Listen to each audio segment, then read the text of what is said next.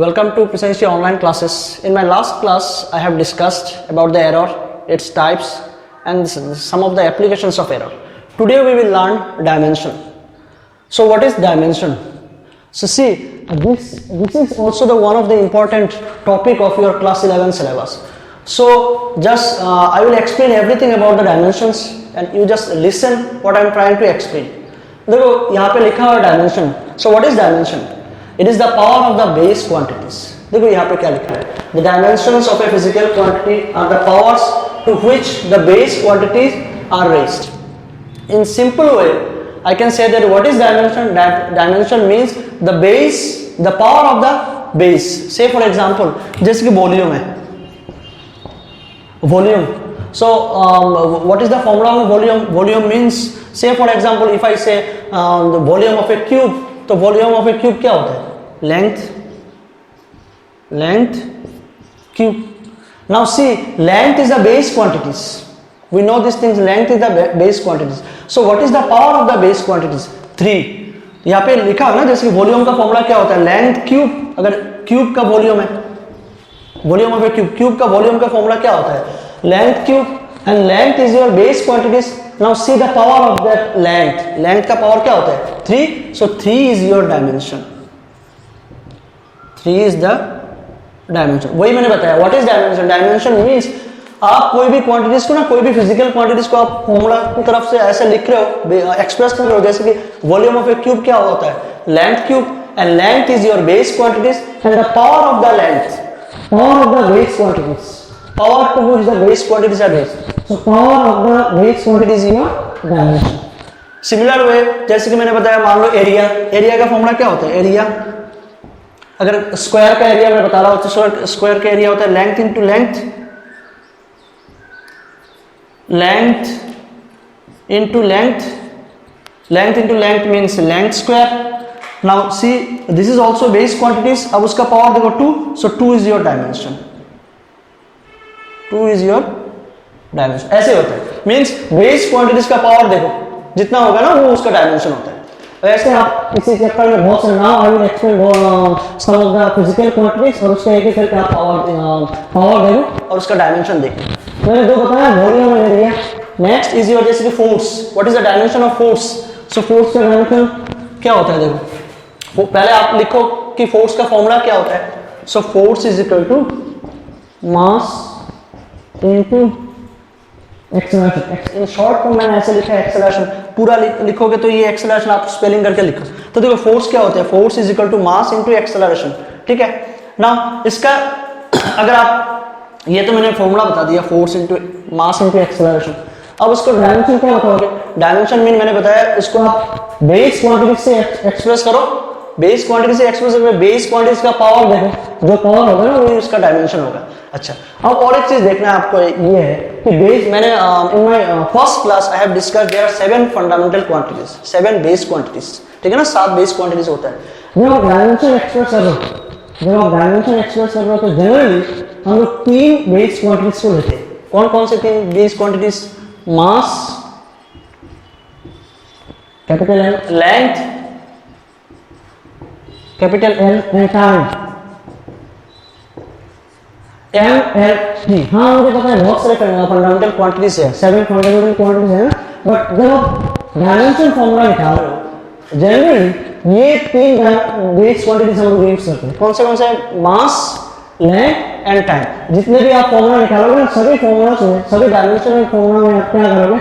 इन तीनों क्वांटिटीज को यूज करके आप डायमेंशन निकालोगे. जैसे कि एक एग्जांपल देखो, यहाँ पे मैं फोर्स का डायमेंशन निकाल रहा हूँ. तो फोर्स का डायमेंशन देखो, पहले मैंने फॉर्मूला लिखा, force is equal to mass into acceleration. अब मुझे इसका डायमेंशन निकालना है, उसका डायमेंशन निकालना है. दोनों का डायमेंशन डालोगे तो फोर्स का डायमेंशन आ जाएगा. कैसे करोगे? फर्स्ट मास का जो डायमेंशन है ना, इन तीनों में से कौन सा होगा? ये. तो ये हो गया उसका मास. मास का डायमेंशन m. अच्छा, और एक चीज, जब आप किसी फिजिकल क्वांटिटीज का डायमेंशन लिख रहे हो ना, then we denote it as a second bracket. आप इसको ऐसे स्क्वायर ब्रैकेट में एक्सप्रेस करोगे. कोई भी फिजिकल क्वांटिटीज हो, इट मे बी a और b, कोई भी उसका अगर आप डायमेंशन में फॉर्मूला लिख रहे हो तो आप उसको ऐसे लिखोगे, inside the bracket, square bracket में ऐसे लिखोगे. अब मुझे निकालना ये है, तो पहले मैंने मास का डायमेंशन निकाल दिया. अब देखो एक्सेलरेशन का डायमेंशन कैसे निकालोगे? एक्सेलरेशन मींस आपको पता है एक्सेलरेशन क्या होता है, change in velocity divided by change in time. So velocity divided by time, change in velocity, मैंने यहाँ पे चेंज इन नहीं लिखा, जो चेंज इन वेलोसिटी का डायमेंशन होगा वही वेलोसिटी का होगा, तो मैंने लिखा acceleration is velocity divided by time. अब वेलोसिटी का डायमेंशन क्या होगा, again we know that velocity equal to distance divided by time, change in distance divided by change in time. ये तो आप लोगों को क्लास 9 और 10 में आप लोगों ने we have already learn this things, तो मैंने डायरेक्ट फॉर्मूला लिख दिया, velocity is equal to distance divided by time. अब डिस्टेंस को कैसे एक्सप्रेस करोगे, distance express in meter means length, तो आप लेंथ लिखोगे। Next time means T. एक इंपॉर्टेंट थिंग देखो, जो भी लिख रहा हूं ना इन तीनों को यूज करके मैं लिख रहा हूं, तो ये डिस्टेंस का जो डायमेंशन होगा ना एल होगा और बाकी टाइम का डायमेंशन टी। अब यहाँ पे देखो और एक चीज देखो, मैंने यहाँ पे लेंथ लिखा ना, तो ये दोनों नहीं है, मास एंड टाइम इसमें नहीं है। अगर नहीं है तो आप इसको ऐसे भी लिख सकते हो, मास नहीं है तो ऊपर आप 0 लिखोगे। लेंथ है, लेंथ का पावर कितना है 1, 1 आप लिख सकते हो या नहीं भी लिख सकते हो, अगर नहीं लिख रहे हो ना तब भी हमें समझ में आता है कि ये 1 है। नेक्स्ट टाइम, टाइम तो नहीं है, डिस्टेंस में टाइम नहीं होता, जो जिसका पावर नहीं है आप उसको 0 लिखोगे। यहाँ पे क्या होगा, अगेन सिर्फ t है तो m0 l0 t। आइदर आप इसको ऐसे लिखो, इधर आप इसको ऐसे लिखो, या तो जिसका पावर नहीं है ना उसको अगर आप एक्सप्रेस नहीं करो तब भी चलेगा, जैसे कि मैंने यहाँ पे लिखा। इधर आप ऐसे लिख सकते हो, पूरा तीनों लिख लो, या तो आप ऐसे लिखो जिसका पावर है उसको ही लिख लो। तो वेलोसिटी का डायमेंशन क्या होता है, L डिवाइडेड बाई टी। अब देखो एक्सेलरेशन क्या होता है, वेलोसिटी डिवाइडेड बाई टाइम। अब ये जो वेलोसिटी है ना, इसमें मैं ये वाला फॉर्मूला बिठा दूंगा, इधर आप इसको ऐसे लिखो और ऐसे लिखो, तो अच्छा होगा ये लिख दूंगा, ठीक है ना। तो यहाँ पे अगर वेलोसिटी की जगह ये डालोगे तो क्या आएगा result, velocity means L divided by T, L divided by T. और ये टाइम तो पहले से ही है, तो टाइम का आप लिख लोगे t, तो रिजल्ट क्या आएगा देखो, L और इसका पावर 1 है और इसका पावर 1 है, सो 1 plus 1 is t square. So dimension of acceleration is L divided by t square. आप इसको ऐसे भी लिख सकते हो, L और ये t है ना नीचे है तो +2 है, ऊपर जाएगा तो -2। So this is the dimension of acceleration. Acceleration का डायमेंशन क्या होता है, L t⁻²। तो मैंने यहाँ पे निकाल दिया कि dimension of acceleration is L t-2। अब ये वाला फॉर्मूला मैं यहाँ पे बिठाऊंगा, तो क्या हो गया, एक्सेलरेशन मीन्स L t-2। तो देखो फोर्स का डायमेंशन क्या निकल के आया, मास का डायमेंशन m है, एक्सेलरेशन का डायमेंशन L t-2 है, तो टोटल डायमेंशन क्या होगा, पूरा अगर लिखोगे तो इक्वल टू, अब पूरा ब्रैकेट में डालो m देन L t-2। ये होता है डायमेंशन ऑफ फोर्स। फोर्स का डायमेंशन ये होता है m1 L1 t⁻²। कैसे निकाला मैंने, पहले आपको निकालना है एक्सेलरेशन को निकालना है। जब आप एक्सेलरेशन निकाल रहे हो तो आपको पहले वेलोसिटी का निकालना है, तो पहले मैंने वेलोसिटी का निकाला। आप इसको ऐसे लिख सकते हो और ऐसे लिख सकते हो, ठीक है। अब वेलोसिटी निकालने के बाद ना वेलोसिटी का एक्सेलरेशन में डाला और एक्सेलरेशन का फॉर्मूला यहाँ पे डाल दिया, तो finally the dimensions of force is m1 L1 t-2। और ये याद रखना है क्योंकि जितने भी डायमेंशंस आप निकालोगे ना आगे जाके, सभी में लगभग सभी में फोर्स का फॉर्मूला अगर किसी स्टूडेंट्स को पता है, then by using that dimensional formula we can find any dimensional formula of a physical quantity। आप कोई भी डायमेंशन निकाल सकते हो किसी भी क्वांटिटीज का by using this formula।